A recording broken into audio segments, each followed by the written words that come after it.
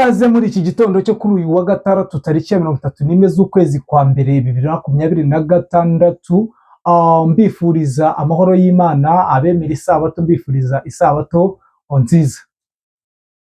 Ni urupapuro rw'amakuru, amakuru azindutse mu burasirazuba bwa Repubulika ya Demokarasi ya Kongo, aho ibintu bikomeje kudogera pwezeho, ubona yuko isaha ku isaha yajya mu biganza bya FDN na FARDC impinduka azikomeye ku rwego rwo hejuru. Nge muri kumva ndi Damien Habumugisha, asindi njyenyine iruhande rwa kamera ndi kumwe na Bwana Habinshuti. Waramutse neza Bwana Habinshuti? Waramutse neza Bwana Damien. Amakuru muramukanye byifashe bite ko ibintu byabaye imberenge? Twiramukanye amakuru mashya birumvikana bucyana, yandi nyine igitondo kiba gifite amakuru menshi atandukanye agenda asesengurwa umunsi wose kugeza tubahegejeho neza uburyo byifashe.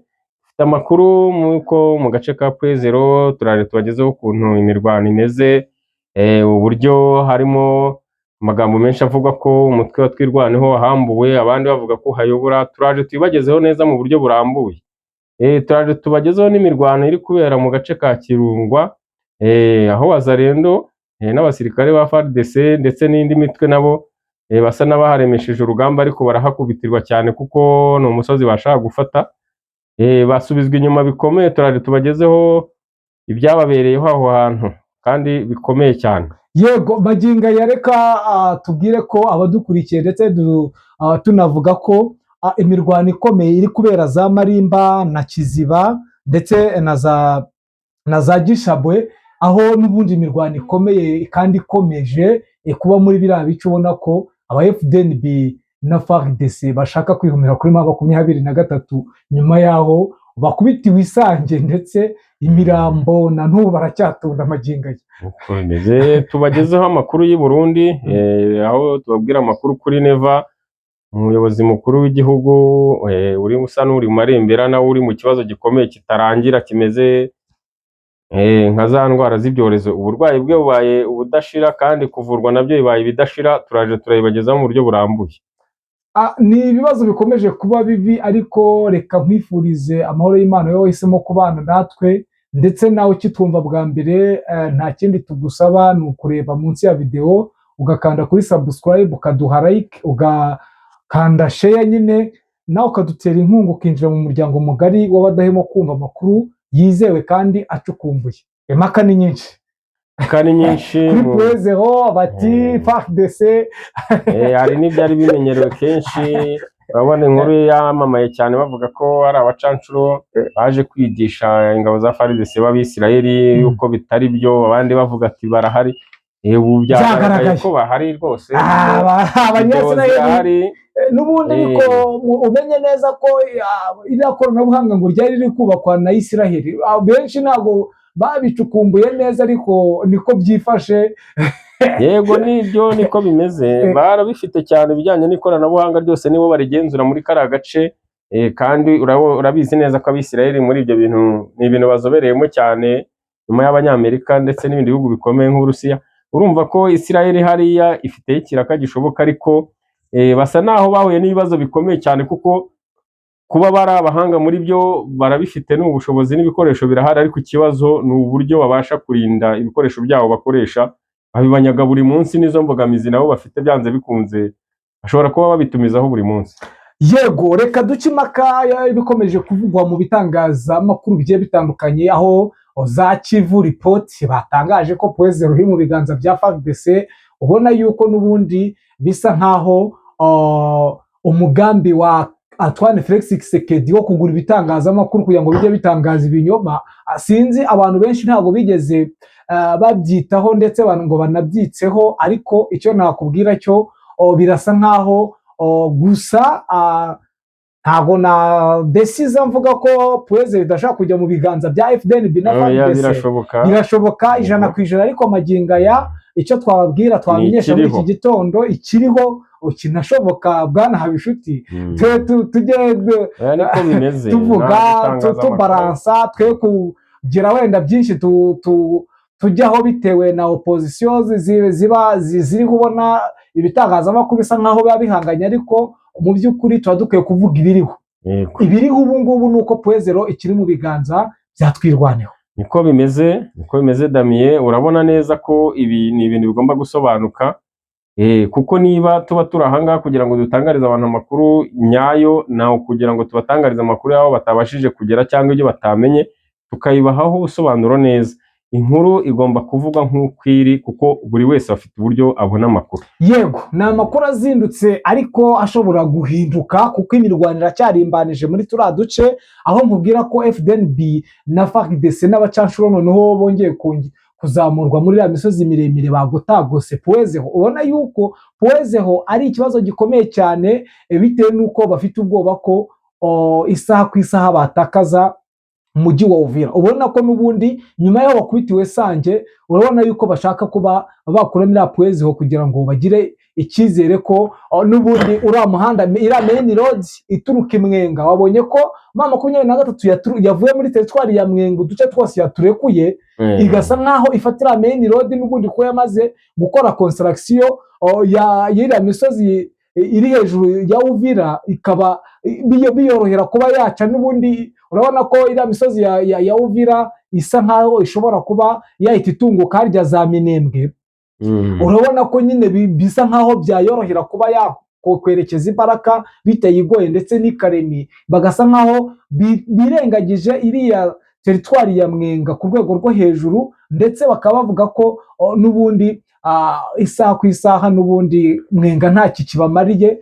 Bashaka buryo ki bakubaka ubwirinzi muri biriya bice, muri ya misozi, noneho bakamanuka za Bibogobogo berekeza Ibaraka nta nkomyi, kandi bafashe kariya gace. Urabona ko bari kugenzura neza iriya Sange n'iriya misozi yo hejuru ya Uvira, ndetse na turiya duce twose werekeza za Kamanyo. Urabona ko Plaine de Ruzizi irasa nkaho iri mu biganza byayo.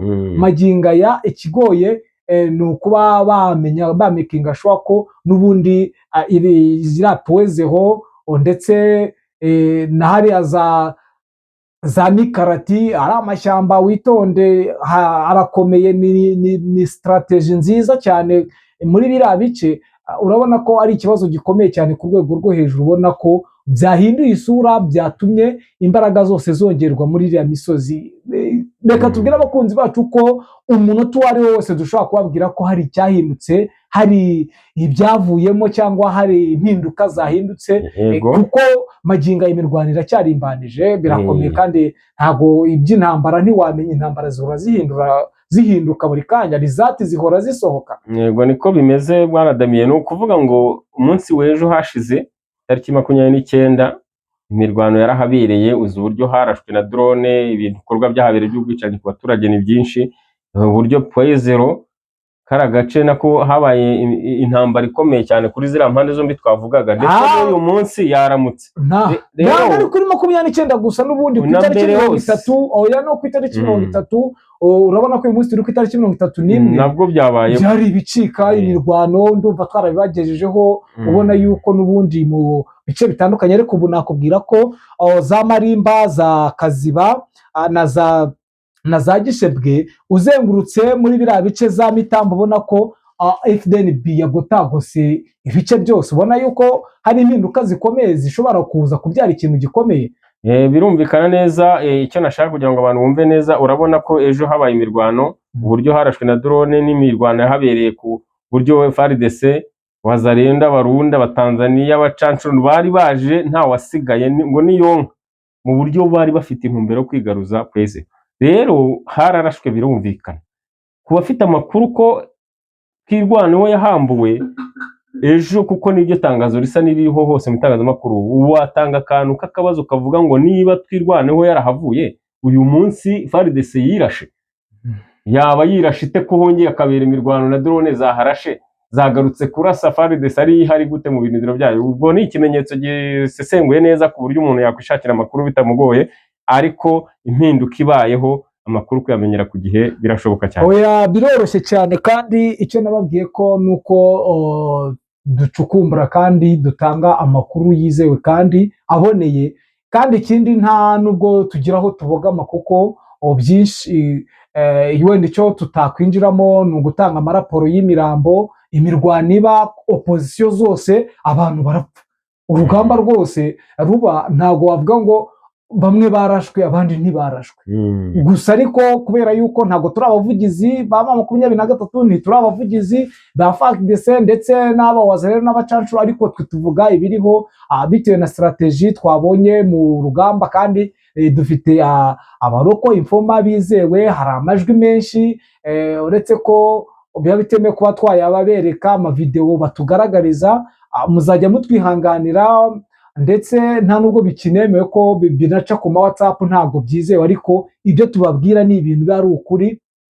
Imirwano irakomeye, irarimbanije, nakubwira yuko maginga ya nyuma y'ama operation ari gukorwa na M23 atoroshye, bayise operation akasamutwe mu rurimi rw'ikinyarwanda cyimbitse, aho abenshi bagize ngo ni operation Bugwe, ariko nubwo ari operation Bugwe ariko na operation y'akasamutwe, kuko abasirikare benshi bakomeza gupfira muri biriya bice, ndetse ubona yuko byabaye ikibazo. Abenshi batangiye kugira confusion bavuga ati M23 ifite isura itandukanye niyo itarigeze igaragaza muri biriya bice, kuko muri biriya bice bwo imirwano icyubura wabonaga yuko M23 zishaka kwigaragaza, ariko mu maginga iri gukora ibintu byayo bucece ko bimeze.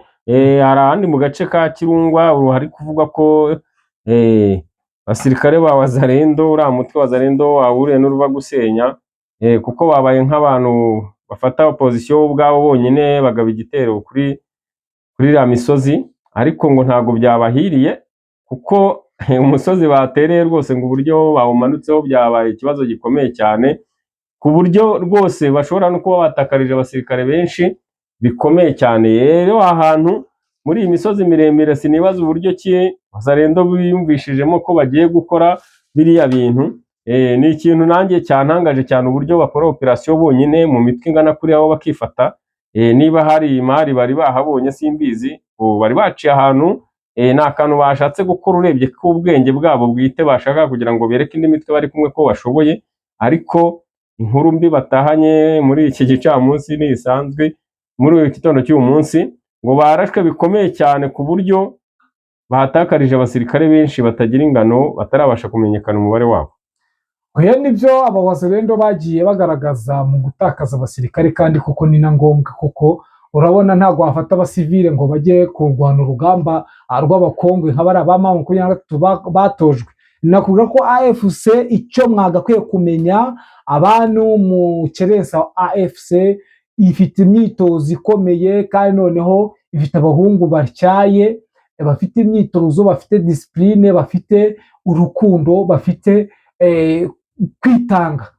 Nta kindi kiri gutuma M23 igaragaza imbaraga zidasanzwe kandi zidasubirwaho ku mirongo y'imbere y'urugamba. Urumva ko bitoroshye kandi bitari bworohere kurasiyo bahanganye, bitewe n'uko harimo abawazalendo bakunda kuzana ku rugamba basa nkaho batatojwe. Bwana Bishu, turabona ikibazo gikunda kuvuka, ni ikibazo gikomeye cy'uko Wazalendo ari abantu b'abasivile bashobora gufata bakajyana ku mirongo y'imbere y'urugamba. Wagiye ubibona kenshi na kenshi, saha muri Sud Kivu, muri Nord Kivu warabibonye, ubona yuko ari nk'abantu basa nkaho batazi ibyo barimo. Ni nayo mpamvu ubona bakunda gutsindwa. Reka turebere hamwe ikibazo gikomeye cya Perezida Neva, aho ubona ko bishobora kuba byabaye bibi, nyuma yaho n'ubundi tubatangarije ko yabuze uko yajya kwa muganga, bikomeje kuba bibi, indwara ikomeje kumurembana, ndetse binavugwa yuko bashaka kumwivugana biciye muri buriya burwayi afite. Yego, birashoboka, kuko ntabwo biramenyekana neza uburyo umukuru w'igihugu ugifite ijambo, watowe neza, wemewe n'amategeko, ari umuntu ukishaka uburyo ki ajya kwivuza bikaba ikibazo gikomeye kuri uyu mwanya, akaba atarabona uburyo bw'uko atwarwa hanze, kandi aricyo kintu cyari gikeneye ku buzima bwe. Ntabwo twibaza impamvu bamugumana hariya, nta nubwo twibaza impamvu atagenda, kuko n'ikibazo cy'uburwayi bwe nticyasobanuye, nta muntu uzi ikibazo afite. Rero abasesenguzi babona ko cyane bishoboka kuba aribwo buryo bamubonyemo, kuko mu gihe gitambutse yavugaga ko atajya kwivuriza hanze, bagomba gukora ibishoboka akavurirwa mu Burundi, mu buryo bwo gutinya ko yasiga igihugu yenda agasimburwa. Urwo bwikango yari arufite, ariko noneho bitewe hari n'amagara aho ageze ku buryo ki yifuza kujya kwivuza hanze ntibishoboke. Ako se twibaze ko avugaga ko yageze ku kibuga cy'indege ku munsi w'ejo, ndumva twarabivuzeho bakavuga ko indege yari buze kumutwara ariyo muri Kenya ikaba itaraje. Ndibaza ko afite ubumwe na perezida Antoine Felix Tshisekedi wa leta y'i Kinshasa. Niyihe mpamvu Tshisekedi atamutiza indege ngo abe yajya mu buvuzi? icyo ni amayobera ku bantu bose, sinzi impamvu Kenya ariyo yagize inshuti cyane akadasohoka ku buryo ariyo yagiye gushakira indege ajyana kwivuza, kandi ntabwo Kenya mpamya ko yari kunayimwima. Sinibaza impamvu iyo ndege batemeye kwigwa i Bujumbura bize kumutwara, ubwo ntabwo mbihamya, kandi urabizi neza na kudeta ibayeho ntabwo uba ugisohotse iwawe, ubwo ntabwo twamenya ingamba bari kumufatira niba ari ibyemezo byabo. Reka tugaruke inyuma ho gato. Icyo si ikibazo cyo kuba wenda baba batangiye kwisuranamo ku ruhande rwa Tshisekedi nyuma y'uko Tshisekedi amwatse agace ko kwishyiramo ibifaru byo kurinda umujyi wa Uvira ndetse no kurasa M23 akahamwima. Icyo kirashoboka ko agomba kwitwara neza akanabigiramo ubwenge bwinshi akabana na Tshisekedi nk'uko yabishatse, kuko bagiranye akabazo gakeya uriya ni gafaranga, kuko agafaranga yamushukishije n'ubundi niko yamukoresha. Uburundi ntabwo bafite ubumwe bushyize hamwe mu bayobozi bari mu nzego zikomeye z'igihugu. Nyamuneka mutera agatebe, reka wenda ngire icyo mbangaza, ndi gutohoza neza kugira ngo menye ikihishwe muri ubu burwayi bwa neva bwateye urujijo, bwateje impagarike. Inyuma yaho n'ubundi byavuzwe ko uherutse guterwa muri CNDD-FDD ubakuriye bishoboka kuba ari kumugwa buno, naho n'umupfumu yigeze gutangaza ko yashatse kumuroga. Aho ntibyaba ari ikibazo wenda cyimbitse, ariko nibyo ndi gutohoza nshaka kuzagarukaho neza, nkabivuza n'umuzingo mfite n'umuroko infoma waho, nkamuvugisha akampa amakuru. Hari uri muri biriya bice bya za Gitega ukunda kumpa amakuru yo mu gihugu cy'u Burundi. Niko bimeze, urabona kiriya gihugu cy'u Burundi kirimo utuntu n'utundi, ni ukuvuga ngo cyari siransiye, kigifite ibibazo byacyo bwite, cyari gicecetse. Ikibazo twari u Rwanda, imipaka yafungwaga yari iyacu, ikibazo twari u Rwanda mu bijyanye na diplomasi nitwe bavugaga, nta bindi, nitwe twababangamiye, nitwe dushaka guhirika ubutegetsi, niyo yari imvugo iryo. Ariko urabona kuriya mugabo iteka kenshi yitakana iby'ahandi, ariko afite ibibazo bikomeye iwe mu gihugu, aho ahugiye mu ntambara za Kongo akashyira umutima n'ibikorwa byose n'imbaraga. Hariya habayeyo imbaraga nkeya i Burundi kuri bwe, bituma abatavuga rumwe nawe babona umwanya wo gukora neza mu itangazamakuru, amakuru arasohoka. Uriya mugabo bigaragare ko ashobora kuba yari yarasengereje bari abayobozi bandi, akaba yarafataga ibyemezo nk'uko uriya ukuriye ishyaka rya FDD yavuze ubwe ku giti cye ko yahinduye igihugu cy'u Burundi nk'izungura, mbese nka gakondo y'umubyeyi urayizi. Kandi iriya ni repubulika ifite inzego zose, ugakubitiraho ibiganiro byabaye ejo bundi ku Muvunyi avuga uburyo aterwa ubwoba n'abayobozi bakomeye bashaka ko bafata ibyemezo bashaka. Hakurikiraho minisitiri w'imari avuga ukuntu hari amakampani arimo kumushyiraho igitutu cyo kubaha amafaranga atagomba gusubizwa kuko ntibiri muri stati bagiranye. Urumva ko hari ibintu byinshi yibagiwe gukora biri mu gihugu hagati, ahubwo ajya gukemura ibibazo biri muri ikibazo bivuga ngo agiye guhura n'ikibazo rero, kuko abo bose basa naho babyutse, kandi babyutse mu ntege nke ze. Urumva ko afite ikibazo gikomeye muri iyi minsi tugezemo ubu ngubu. Birashoboka ko cyaba ari ikibazo gikomeye kandi gishobora kuza guteza urujijo, aho n'ubundi Red Tabara bafitiye ubwoba yarangije kubigarama. Aho sinzi nimba hari uko wabyumvisheho uburyo yatangaje ko naho bahuriye na M23 ndetse n'ubwoba bwashira, yuko wenda bafite urwikango nyuma yuko bamaze kubona harashweho muri biriya bice, bakabona bakikanga. Hari itangazo babaye nk'abasobora biyamiriza Burundi bati reka mutubabarire, nta gahunda dufitanye n'u Rwanda, nta n'ibyo turi gukorana, twebwe turi babandi muzi, ntabwo u Rwanda rukivugwa.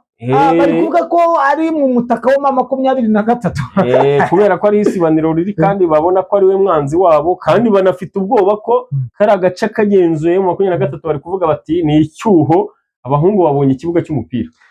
Magingo yase ko n'ubundi bamwe mu bahanga mu bya politike bajya bavuga ko n'ubundi wasanga Red Tabara yarinjiriye muri ziriya nkubiri z'intambara, aho n'ubundi ntibaba bugarijwe bari bari abasirikare urabibona niba Red Tabara ibaho kandi ikaba ari abasirikare urabizi neza ko batari mu ma etaje bari mu mashyamba kandi kiriya ni igice kirimo intambara ko bisa kose agace barimo katarimo intambara arase naka byanze bikunze bashobora kuba bayirimo ahubwo tutazi aho bari.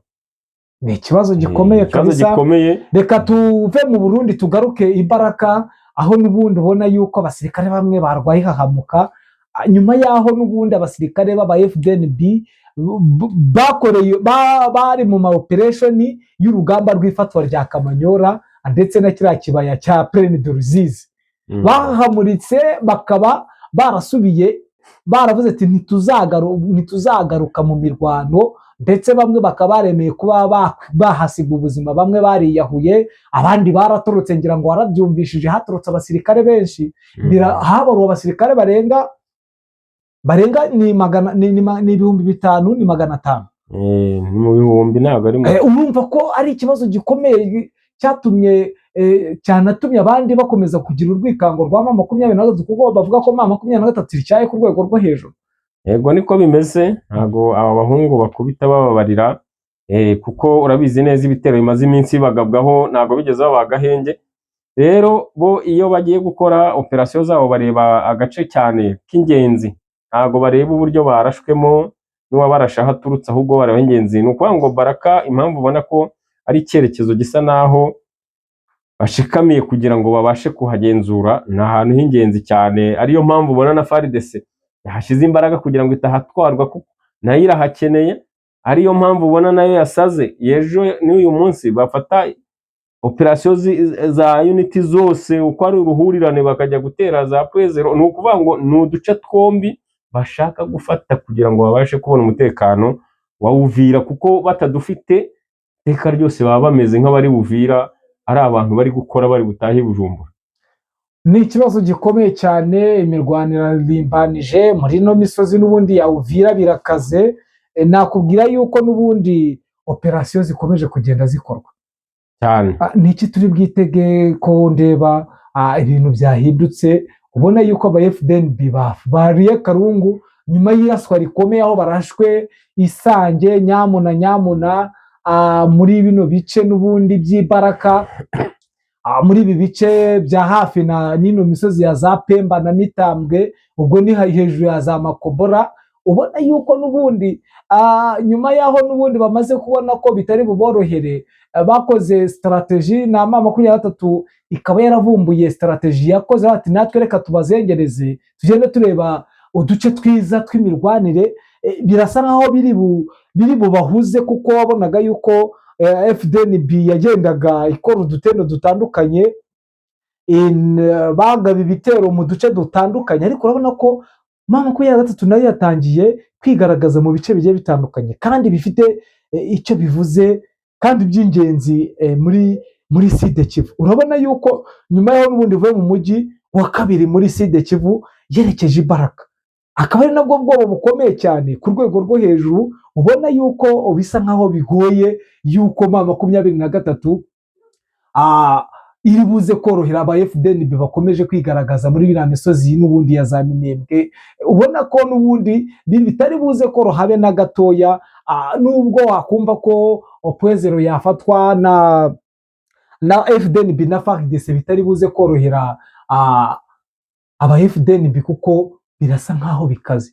Impamvu ikomeye twabamenyesha nuko n'ubundi M23 yavuye mu byirimo, yamaze kubona ko ibi bintu byo kubabeshya ngo n'ubwumvikane nayo irasa nkaho yabivuyemo, yarabirambiwe. Wabonye itangazo ryasohotse aho bavuze ko nta gace na kamwe bagomba gutakaza. Nyuma yuko batsoye iryo tangazo bahise bafata uduce turenga 20. Ngira ngo abantu benshi ntabwo bari kuvuga uduce M23 cyangwa twirwaneho, kuko navuga ko bisa nkaho ari nk'ibintu bihuje, nubwo habayeho kutumvikana kwa Sematama na Sultane. Tubivugeho gakeya abakunzi bacu babyumve ndetse bamenye n'impamvu wenda hari ukuntu wenda babyumva ahandi bakumva ko ari igikuba cyacitse. Ni ibintu byumvikana kuko twavuga ko Sultane ni umusiniya ku rwego rurenze Sematama, ngira ngo ndumva nta wabishidikanyaho.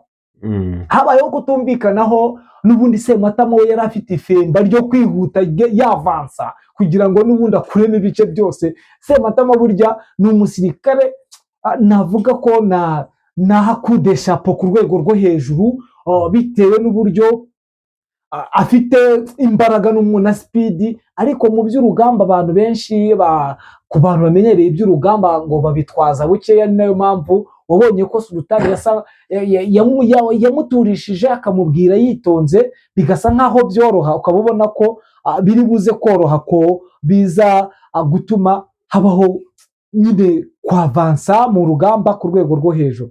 Ubu urabona muri makeya biri buze kugenda gute bwana Nshuti? Uko bisa kose ako ni akaba kasa n'akaciyeho, ntabwo byabura ku bantu bayoboranye. Hari igihe umuntu aba yumva ibintu byatwarwa ukundi, nk'uko turi mu kiganiro twembi hano, byanze bikunze habaho gukeburana, ariko icyabaye cyiza ni uko mu myanzuro bari bafite batagoranye, habashije kuba basa naho bumvikana, akaba bari gukorera hamwe nta mwiryano ubayeho ku buryo kwisenye ugasanga batakaje imbaraga mu gihe nk'iki kigoye baraswaho buri munsi. Uko bisa kose ni abantu bafite controle, bariya baraziranye, ni abantu bakuriye hamwe, ntabwo ari nka ya mitwe ihura, imwe ivuye muri Nord Kivu indi muri Sud Kivu. Bariya ni abantu bavukiye ku musozi umwe, baraziranye, byanze bikunze ikibazo n'imbogamizi bafite baragikemura neza kandi baragera ku ntego z'ibyo bashaka. Hari ikibazo kiri kuvugwa cyane cy'abacanshuro bavugaga ko batari muri kara gace, baje muri misiyo bazanywe na FARDC mu buryo bijyanye n'itumanaho, ikoranabuhanga bari gukoresha muri system barimo z'intambara. Hakaba havugwa ko ari n'abarimu ndetse barimo kwigisha abasirikare ba FARDC imirwanire ibijyanye n'intambara. Noneho byahishuwe ndakeka kuko ku mbuga hose nabibonye amafoto n'amavideo bihari. Hoya ibyo ngibyo n'ubundi uretse ko tutari abavugizi, ariko n'ubundi birasa nkaho byagaragaye nyuma y'aho tubatangarije ko bari bazanye ikoranabuhanga n'abo abanya-Israeli. Abenshi ntabwo babivuzeho cyane, ariko wumve ko bikaze. Iriya koranabuhanga M23 yaguyeho muri biriya bice bya Uvira aho bari baryubatse, bisa nkaho byatunguwe bigaca intege bamwe muri bo. Nakubwira ko hari n'imbunda zagiye zakwa, za mbunda iya mbunda y'ababiri igikomeye, ugira ngo sinzi icyo gihe bayifatanye n'abasirikare bagera muri 5. Ubona yuko M23 ifite ikintu gikomeye ndetse n'uruhare rukomeye mu kuba nayo isa nkaho icecetse ituje mo gake gakeya. Irasa nkaho yavumbuye ko igomba gutwaza ibintu buke koko ku rwego rwo hejuru. Niko bimeze. Ego urumva neza yuko byanze bikunze ntabwo bari abacanshuro baba baje badafite misiyo bazanye, ariko ntabwo aribo baza gutanga ihumure n'intsinzi ba nyir'ubwite biburiye. Kiriya gihugu ni icya FARDC, ifitwe n'ingabo zikigenzura zacyo zihavuka. Ntabwo Abisirayeli aribo bazabakemurira ikibazo. Ni ibintu biba bisa n'ibyavuzweho nyine, ariko abantu bakamenya amakuru ko izo ngabo zihari, bitabura byandi by'amagambo bajyaga babivuga bamwe bagahakana. Zirahari ariko nta mpinduka zigiye gutanga. Tuzabibona yenda mu bihe bizaza, kuko abo bari gutoza ubwo urumva intambara zabo ziri mu bihe biri imbere. Yego, reka ducutse turebe uko byifashe, ndetse nakomeze dutohoze magingo. Ariko saha iyi imirwanire cyakomeye muri uru rukerera dutangiye hano makuru. Mu isaha imwe cyangwa mu minota 30 bishobora guhinduka, turi bubamenyeshe nk'uko twabibasezeranije. Nyamuneka sinzi icyo wabwira abakunzi bacu bwana Nshuti. Icyo nababwira, turabakunda cyane, mujye mudukurikirana, tubagezaho amakuru agezweho ya buri munsi, duhorana namwe kandi tuzahora tubakorera ibibashimisha iminsi yose. Murakoze cyane. Yego namwe murakoze.